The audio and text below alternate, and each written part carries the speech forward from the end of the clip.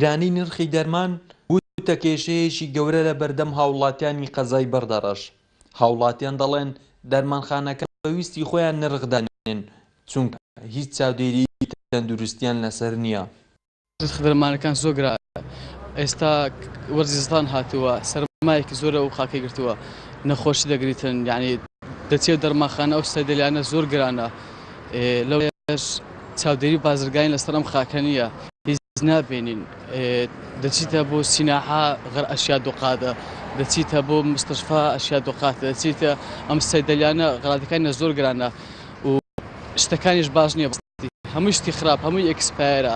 هی بەنسبەت دەرمان گرانە لە چاو قەیرانەی هەیە کە لە کوردستان زۆر گرانە، دەڕۆنیە دەچێت خەستەخانە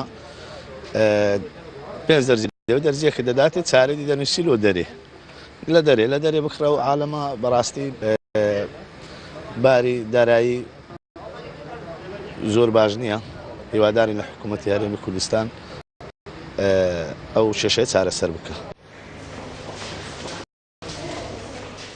بۆ ئەم مەبەستەیە سەرنی ژووری بازرگانی چاودێری تەندروستیمان کرد لە قەزای بەردەڕەش، بەڵام بە بیانووی نەبوون هات و ئامادە نەبوو لێدوانێک لەو بارەوە بدەن.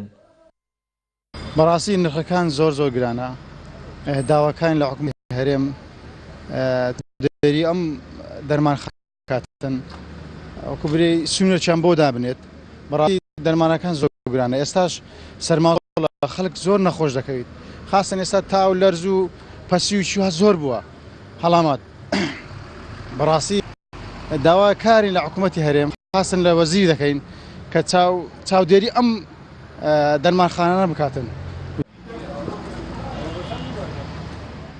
نزیکەی 3 ساڵە هەرێمی کوردستان تووشی قەیرانی دارایی ئابووری هاتووە و هاونیشتیمانیانیش ناخۆشترین ژیانیان بردوتە سەر. بەردەوام گلەی لە خراپی کەرتی تەندروستی دەکەن لەم قەزایە.